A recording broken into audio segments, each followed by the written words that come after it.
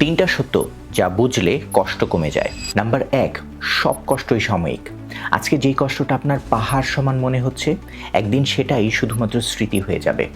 সময়ের আসলে শক্তি এতটাই যে যে কোনো কষ্টকে সে ধীরে ধীরে হালকা করে ফেলতে পারে।